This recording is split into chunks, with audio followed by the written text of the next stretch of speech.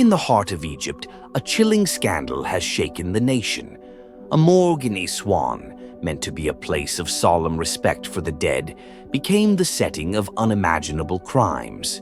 What was supposed to be a sanctuary for the deceased turned into a den of corruption, witchcraft, and desecration. It all began with a shocking discovery. Hidden among the cold steel drawers of the morgue, bottles of alcohol lay concealed, a sinister secret buried among the dead. But this was only the beginning. As the investigation unfolded, authorities uncovered disturbing activities happening in the darkness of the morgue halls. Dancing, drinking, and laughter echoed between the bodies as a group of individuals turned the mortuary into their private party hall. Under the flickering neon lights, the dead lay motionless while the living indulged in their forbidden pleasures. But even more shocking was the theft. The morgue worker, entrusted with the dignity of the deceased, was caught stealing valuables from the bodies.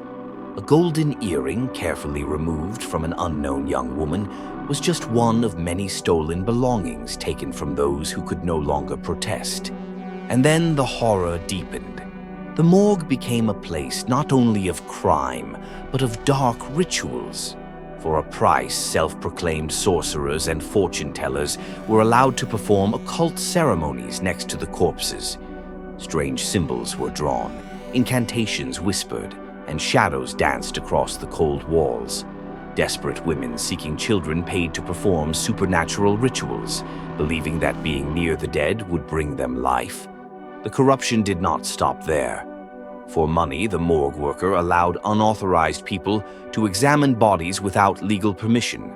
A corpse, the victim of a violent crime, was washed and wrapped before forensic investigators could examine it.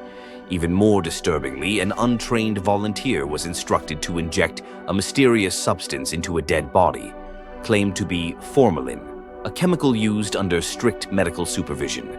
As whispers of the scandal spread, authorities could no longer turn a blind eye. An investigation was launched, and soon the morgue doors were forced open by the police. Flashlights cut through the darkness, revealing the twisted reality hidden within these walls. The morgue worker and his accomplices were arrested, their crimes exposed to the public. Supervisors, once thought to be guardians of this place, were implicated in the corruption. The case was taken to court, where justice would finally be served. But the questions remain. How many other morgues hide such horrors in the shadows? How long had these rituals and crimes been happening behind closed doors? This is not just a story about crime. It is a story about betrayal, about the abuse of trust, about a place meant for peace being turned into a nightmare. And as the city of Aswan tries to move on, the chilling memory of what happened in that morgue will forever haunt the streets.